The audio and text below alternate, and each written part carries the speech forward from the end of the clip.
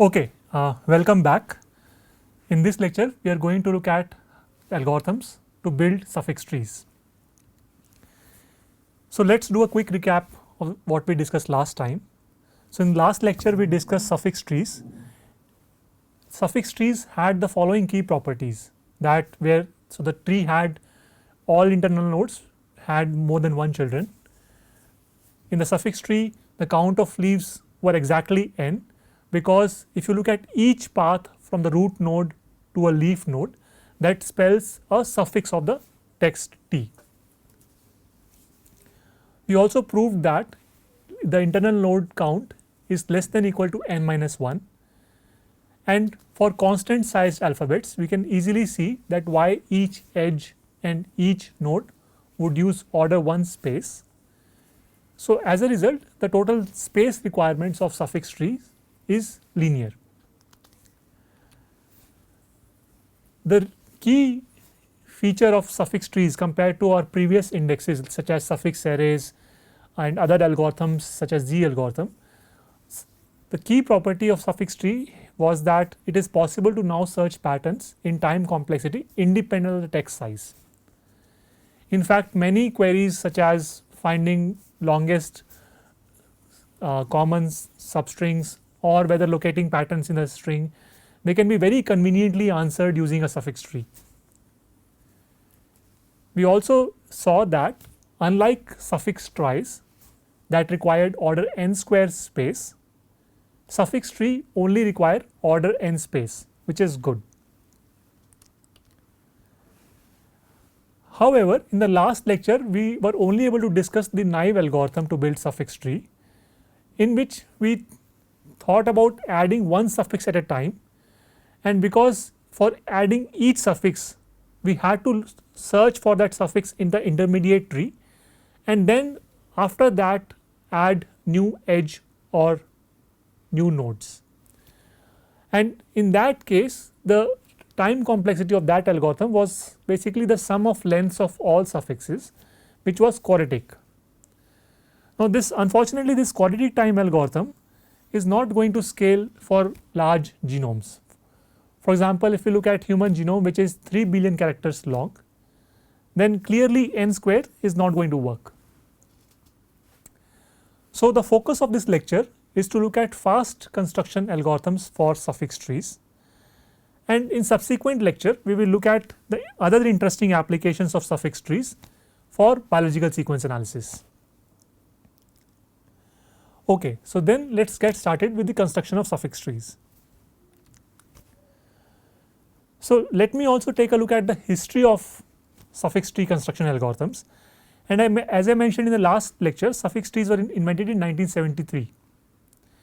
Now at the time of invention, Weiner, who invented this algorithm, published the first linear algorithm to build suffix trees as well. However, this paper had a reputation of being very difficult to read. So subsequently in 3 or 4 years later, McGray published a simplified linear time algorithm which was relatively easier to understand.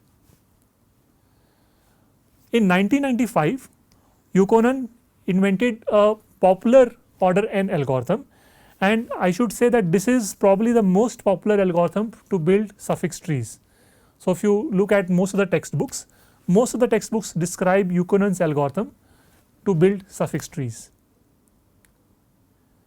Now all these first 3 algorithms were designed assuming that the alphabet size is constant.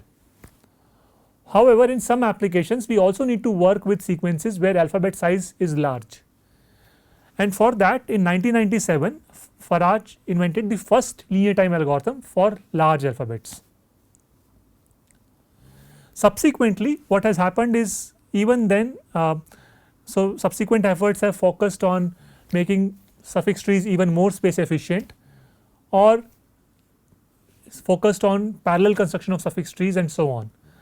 So in terms of the key algorithms for suffix tree constructions, these are probably the four most important algorithms for building suffix trees.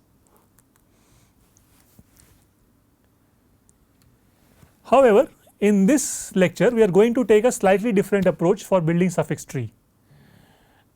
Our approach will be motivated by the fact that we have already seen a fast algorithm to build suffix array. Can we build on top of that algorithm to build suffix tree as well? So, for example, how about we build the suffix array first and somehow use that information to build suffix trees faster. So, recall that prefix doubling algorithm can be used to build suffix array in order n log n time, where n is the length of the text. The question that we are going to answer in this lecture is, can we build suffix tree from suffix array, and how fast can we build suffix tree? So, our goal is to come up with an algorithm that is faster than n square, because n square was the time complexity of the naive algorithm. So, let us see how to do that.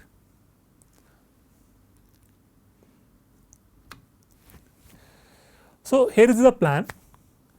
So, in the first step, what we are going to do is we are going to build a helper array, which we will call as longest common prefix array. We will build that array from using suffix array in linear time, and once we build the longest common prefix array, that is the LCP array, using both SA and LCP arrays, we are going to build suffix tree in linear time. So, you can see why this strategy is going to be useful, because we already know suffix array construction can be done fast using prefix doubling. We can build this helper array in linear time using order n algorithm, and by using these both suffix arrays and LCP arrays, later we will see how to combine both and build the entire tree. Okay. So, as part of this, we have to start by looking at LCP array. So, what is this LCP array and how do we build this efficiently? Before I define LCP array, I also want to emphasize that the approach that we are going to study, that is the using suffix and LCP arrays to build suffix tree, is also known to be very practical. For example, I am quoting this sentence from a 2017 paper. So, this paper actually developed a parallel algorithm for building suffix trees. So, in their algorithm they also use suffix arrays and LCP arrays, and they use a parallel algorithm to build a suffix tree using both arrays. So, quoting their sentence, they say that we illustrate performance of the algorithm on the human genome, for which we construct the suffix and LCP arrays in 7.5 seconds from the genome, followed by construction of the suffix tree in 2 additional seconds on 64 node dual 8 core Xeon CPU cluster. So, you can see that this algorithm only uses 7.5 seconds to build the suffix and LCP arrays and additional 2 seconds to build the suffix tree. So, these runtimes are already very remarkable. However, in this lecture we are going to look at only the sequential version of the algorithm. So, we are not going to focus on parallel algorithm. If you are interested in parallel algorithm, I encourage you to go and read this paper after you finish this current lecture. So, given that our strategy is going to be practical, now let us understand how it is going to work. So, the first step is going to be building LCP array from suffix array. Let us define what LCP array means and then look at how do we build this LCP array. So, let me recall the key notations that we are going to use again. So, again we are going to denote the text T with symbol T. The length of the text is n. We will continue to use these T0, T1, Tn-1 symbols as suffixes of T. So, for example, T0 indicates the suffix starting at position 0, T1 indicates the suffix starting at position 1, and so on. Suffix array gives you the lexicographically sorted order of all the suffixes. So, naturally T of SA0 is less than T SA1 is less than TSA2 and so on. And recall that SA inverse denotes the inverse suffix array. So, basically it is the inverse. So, SA inverse of SAI will give you back you I. The purpose of inverse array is that if you pass index j, then it will tell you the rank of suffix tj in the sorted order. I have displayed an example on the top right that you can refer to. Okay. So, this is the standard notation that we have also used in the previous lectures. One new notation that we are going to introduce here is LCP function. So, the function LCP returns the length of the longest common prefix between two given strings. So, for example, in this case suppose our string examples are A, B, C, D, E, F, G, H. So, let us say this is string S1 and suppose you have another string S2 which is A, B, C, F, G, H. You can see that in this case they have the longest common prefix between these two strings is ABC. So, therefore, the LCP of these two strings will be 3 because 3 is the length of the longest common prefix between these two strings. So, this will be the notation that we will be using in the next few slides to define the LCP array. Okay.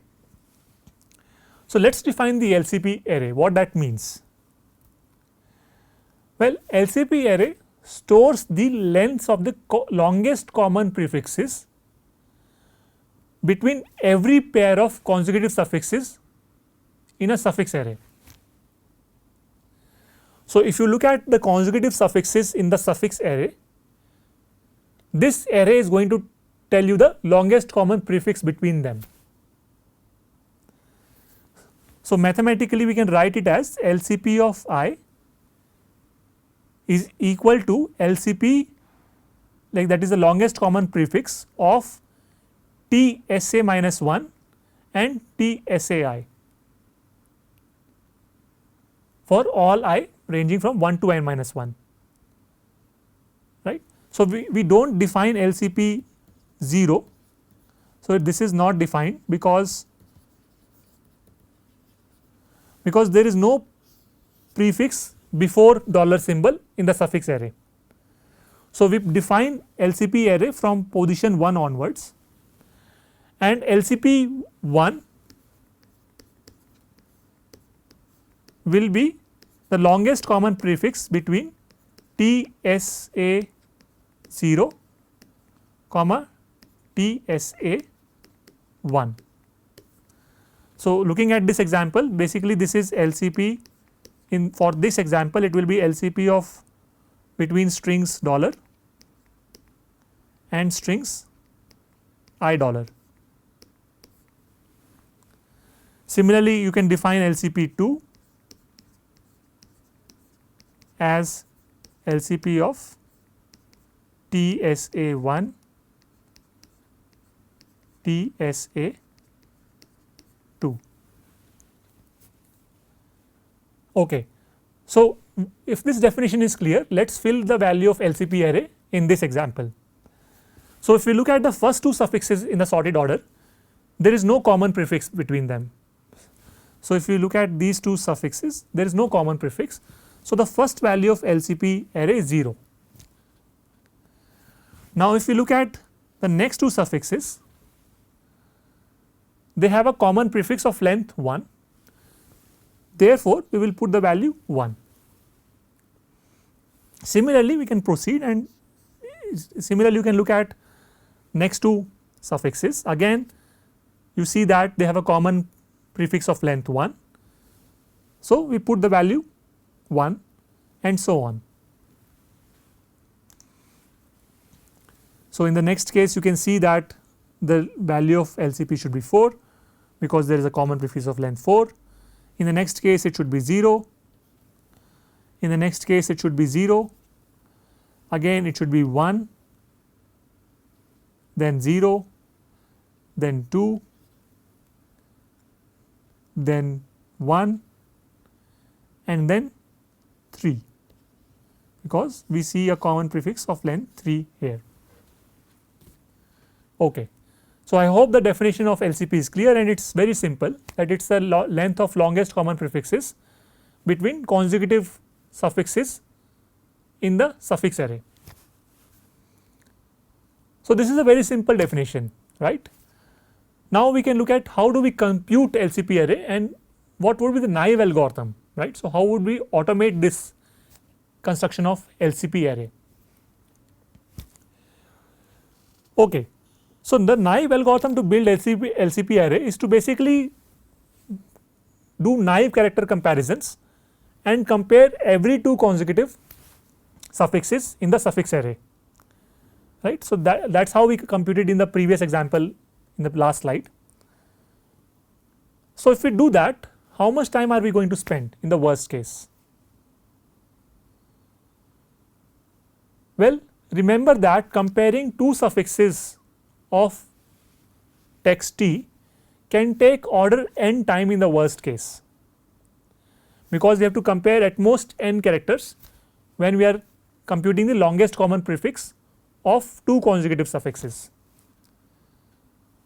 So, if each iteration takes order n time and there are n minus 1 pairs of consecutive suffixes, you can clearly see that the naive algorithm takes order n square time. Again, because each iteration takes order n time, the overall algorithm takes order n square time. Well, this is not going to be work, because if we want to build suffix trees faster, then we better find a faster way to build these LCP arrays as well. What can we do to build these LCP arrays faster? Well, let us look at intuition, what we are currently doing wrong in this naive algorithm. So, let us look at these 2 suffixes $CP and $CCP. You can see that these 2 suffixes share the first 3 characters. So, here the LCP is 3. However, when we are comparing these 2 suffixes, we also know that these 2 strings, that is these 2 strings also share 2 characters, that is if I look at these 2 strings, they have a common prefix of length 2, and this I already know from my comparison, because all I am doing is omitting the first character, and obviously the next 2 characters will match now, and therefore, for these 2 strings this LCP is 2, and I could have used this information here, because these strings are also suffixes of my text T. So, you can see that we have to somehow avoid this redundant character comparisons. Instead of doing naive comparisons, we have to use information from other iterations. So, you will see that that will be the basic of the faster algorithm that we will discuss. And in the faster algorithm, we will not compute LCP array from left to right. We will use a different order in which we will compute LCP array, and the order will be such that we can use the LCP value from previous iteration in the next iteration. So, that is the intuition, and let us formalize this idea in the next few slides.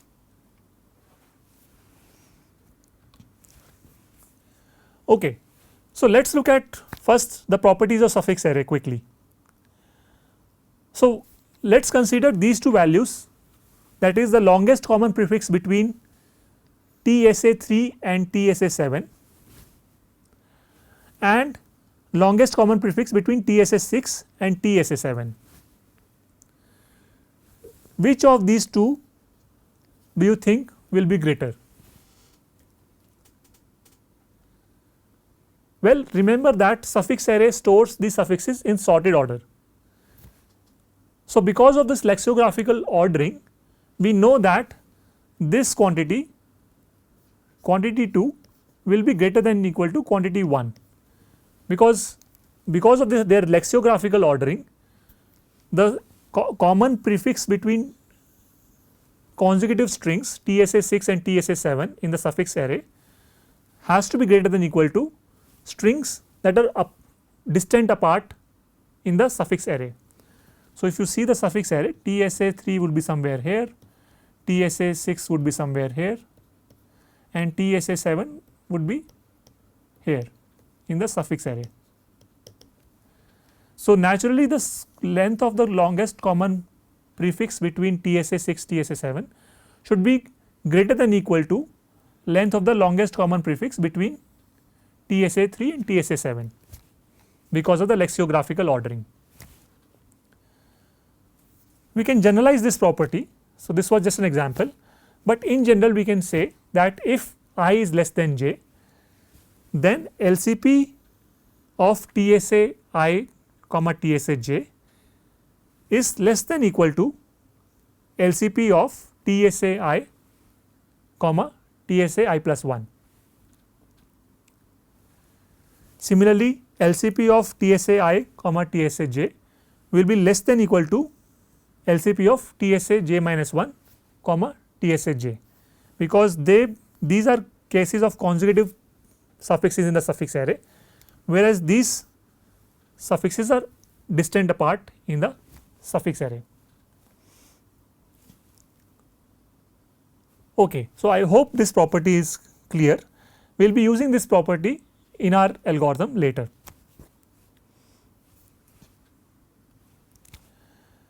Okay, so let us formalize the idea for building fast LCP construction algorithm.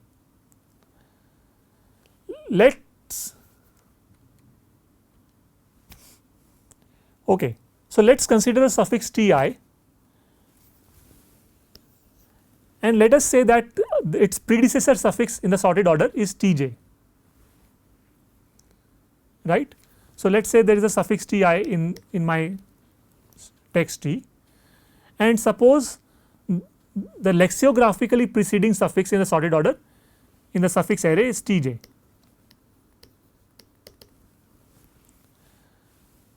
Let k be the length of the longest common prefix between them. In other words, I can say that k is LCP SA inverse ti. So, because these two suffixes are consecutive in the suffix array, this will be corresponding to the value of LCP array at index SA inverse ti, because SA inverse ti gives you the position of this suffix ti in the sorted order. Let us assume that this value k is greater than 0. Okay. So, given this information, can we say something about LCP, that is longest common prefix between tj plus 1 and ti plus 1? So, observe that the reason I am asking this question is because there is a connection between tj plus 1 and tj, and similarly ti plus 1 and ti. I can write ti as some character concatenated with string ti plus 1, because remember that ti plus 1 is a suffix starting at position I plus 1 and ti is a suffix starting at position I. So, here alpha is a character from alphabet sigma.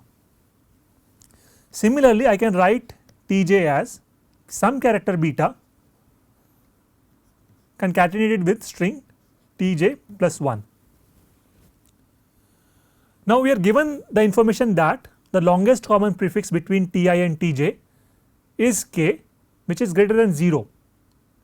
So, that automatically tells me that alpha and beta characters are equal, because only then their longest common prefix will be greater than 0. Now, given this information, can we say something about LCP between tj plus 1 and ti plus 1? Well, yes, because if you have LCP, so if their longest common prefix is k, then naturally the longest common prefix between tj plus 1 and ti plus 1 is k minus 1, because you remove these characters and the remaining k minus 1 characters will still match. So, that tells you that the longest common prefix between tj plus 1 and ti plus 1 is k minus 1. Okay. Can we also say that Tj plus 1 is less than Ti plus 1? Well, yes. Remember that we have already made this assertion that Tj is preceding Ti in the sorted order. And if you notice here, if Tj precedes Ti in the sorted order, then Tj plus 1 must also precede Ti plus 1 in the sorted order, right. So, from this fact, because the ordering of Ti and Tj will be determined by the ordering of Ti plus 1 and Tj plus 1, given that their first character is already same. So, based on the lexicographical ordering of Ti and Tj, we can say that this already implies that Tj plus 1 is less than Ti plus 1. Okay. So, now with this information, can we say something about LCP value of SA inverse Ti plus 1? That is, what would be the longest common prefix of Ti plus 1 and its consecutive suffix that occurs before it. Okay. So, let us assume that suppose the predecessor suffix in the sorted order before Ti plus 1 is Tk in the suffix array. Now, either this Tk could be equal to Tj plus 1, in which case I can directly say that my LCP value is k minus 1, or it is not equal to Tj plus 1. Then maybe then Tj plus 1 occurs somewhere else before in the suffix array. In that case, we still know that the longest common prefix between Tk and Ti plus 1 should be at least k minus 1 because of our previous observation. So, therefore, we can say that this value is at least k minus 1.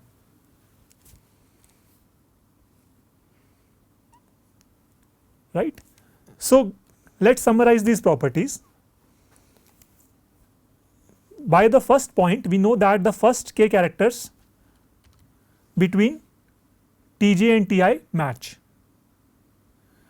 With this information, we can infer that the longest common prefix between Tj plus 1 and Ti plus 1 is exactly k minus 1. And third point is also obvious, because Tj plus 1 must occur before Ti plus 1 in the sorted order because of our point 1. And with all these observations combined, we can say that the LCP value at index SA inverse Ti plus 1 must be at least k minus 1.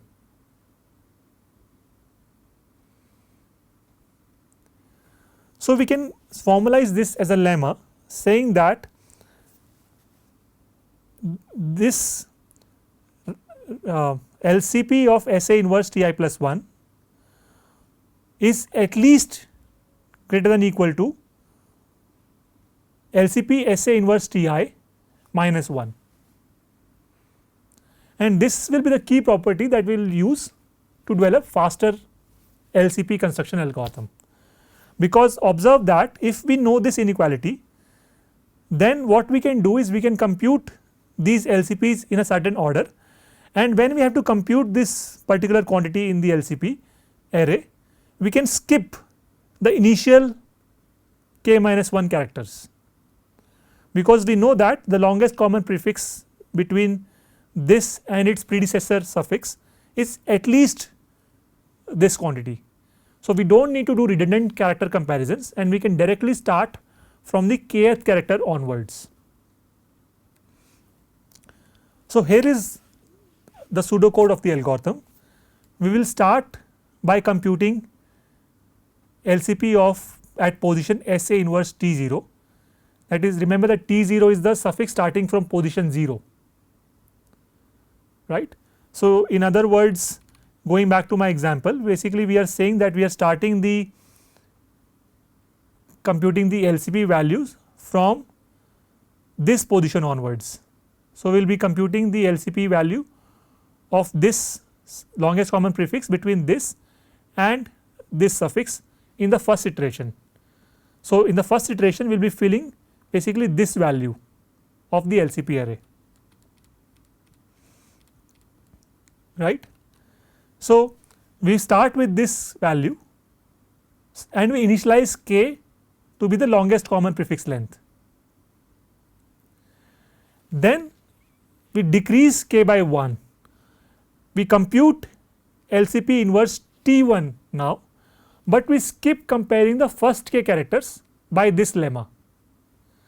So, given this lemma we can skip comparing the first k characters, because we have decreased k by 1 here and we will skip comparing the first k characters. Then we will again update k to the LCP value at SA inverse T1 position, and then we will repeat this process for computing LCP inverse T2, LCP inverse T3 until LCP inverse Ti minus 1.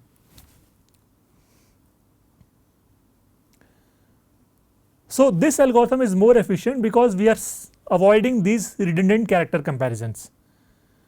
Can we prove that this algorithm takes linear time? Let us try. Okay. So, observe that in this case we have to analyze this algorithm more carefully, in the sense that we cannot look at each iteration independently. We have to do a amortized analysis of all the iterations together. In the analysis we will look at how many character comparisons we did. Either the character comparison can be a match or the character comparison can be a mismatch, right. So, let us look at how many mismatch comparisons are we doing. Okay. So, remember that as soon as in any iteration, as soon as we see a mismatch, we can stop there, because that is where the common prefix will stop. We do not need to compare further characters. So, as soon as we see a mismatch character, we can move to the next iteration. That means that the number of mismatch comparisons is at most n throughout the algorithm. What about match characters? Remember that if I look at each iteration independently, then in any iteration there can be many number of match characters depending on the length of the longest common prefix. However, we have to count these match comparisons more smartly. For that, let us look at the count of match comparisons throughout the algorithm. Observe that for every match comparison we are incrementing this value of k by 1, because the value of k increases by 1 for every match. As well as observe that we are in each iteration we are decreasing k by 1. So, therefore, throughout the algorithm we are decreasing the value of k by at most n through these decrement operations. And finally, observe that k can never exceed n, because k always denotes the length of the longest common prefix. So, k can never exceed n throughout the algorithm. Because of this property that k can never exceed n and total decrements have only happened n times throughout the algorithm, the number of match comparisons cannot exceed 2n, and that is where we have written at the bottom this analysis, that the number of count comparisons cannot exceed 2n because of this reason. Otherwise, the value of k will shoot up beyond its bound of n. So, because the number of mismatch comparisons throughout the algorithm are linear and the number of mismatch comparisons throughout the algorithm are also linear, therefore, the time complexity of this algorithm is order n. This algorithm is known as Kasai algorithm, which was developed in 2001. Okay. So why did we focus this much time on building this LCP array? How is this helping us in building suffix trees? Well, observe that the LCP value gives us important information about the tree structure. If you look at suffixes T4 and T1, these are the two consecutive suffixes in the suffix array, then my LCP value of 4 immediately tells me the length of the common path between these two suffixes. So, if you observe the path from root node, so if you observe the path from the root node, it tells you that these two suffixes are going to share 4 characters along the common path, and after that these two paths will diverge. So, this property will be key to use to build this suffix tree in fast time. Let us see how that is done exactly. So, we will build the suffix tree in an incremental manner. We will start adding suffixes based on their sorted order. So, for example, at the first iteration we will add the suffix dollar, which is already added in this right hand side figure, right. Then we are going to add I dollar, which is the next lexicographically smaller suffix. So, this I dollar has been added in the suffix tree. Now, let us look at the next iteration, and for this we have to add T7 in the suffix array. So, for this let us see how do we add T7. Okay. So, now the information in my LCP array tells me that they share a common path of 1 character. So, to do this, what I am going to do is I am going to walk up from the leaf node until I reach a node where I see 1 character from the root node, or I see that 1 character, basically I need to reach a node from where LCP characters exist. So, I will walk up from the leaf node until the node where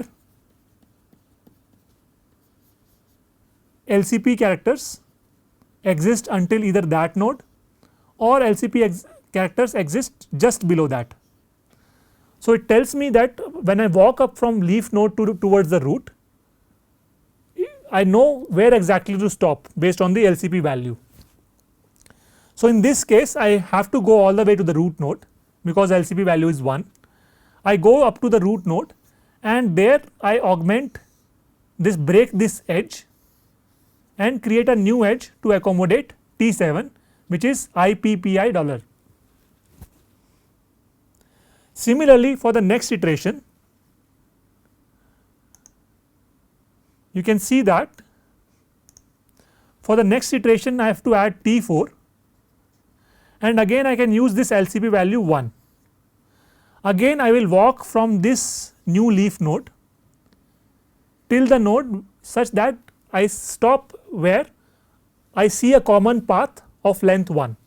So, in this case I can stop at this node because there is already a common path of length 1 until the root node, and again I will add a new vertex to accommodate the new suffix T4. So, for this I will, so T4 is in this case SCP dollar. So, I will label this as SSIPPI dollar, and I in general in implementation I will maintain a pointer. So, instead of labeling the entire string, as I mentioned before, in the suffix tree we do not label the edges with the string, but we label the edges using a pointer in the text. So, this gives you the intuition of how LCP arrays are allowing us to build these suffix trees faster. So, here is the algorithm formally.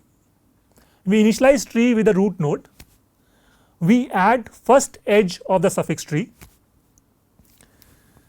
then for each next suffix we are going to go up from the last leaf node that was just added, we are going to go up towards the root until we see LCP characters end at that node or below that node. So, imagine a very big suffix tree. In that case, we do not want to go all the way up to the root node. We will stop at the node where we see a common path containing LCP characters, and from that node we will add new edges and new vertices as necessary. So, why is this algorithm faster? What is the time complexity? Well, the time complexity of this algorithm is linear, and the key intuition is that if you see this, the way this tree is being constructed is this tree is being constructed in this left to right manner. So, what we can say is in the analysis is that this time complexity is linear because the total count of edges in suffix tree is linear, that we have already established in the properties of the suffix tree, that the number of edges in the suffix tree will remain linear. Now, during this construction algorithm, each edge of the tree is used at most once to go up and at most once to go down. For example, when I add this suffix, I am never going to use this edge again. So, each edge of the tree is being used at most once to go up, and similarly when I add this new suffix, I am never going to use this edge again. So, therefore, you can see that each edge is being used at most constant times, and in each iteration we are adding one node and one edge.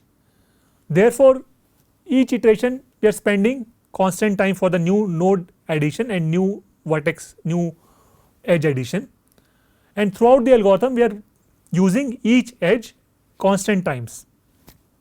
So, by this logic we can see that the suffix tree construction is happening in linear time using suffix array and LCP array.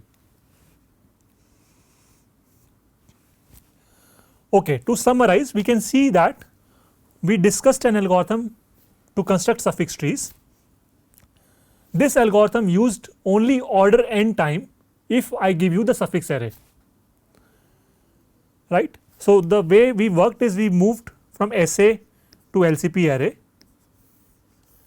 and with both of these we moved to the suffix tree, and this entire process took only order n time. Observe that this is significantly faster than the order n square naive algorithm.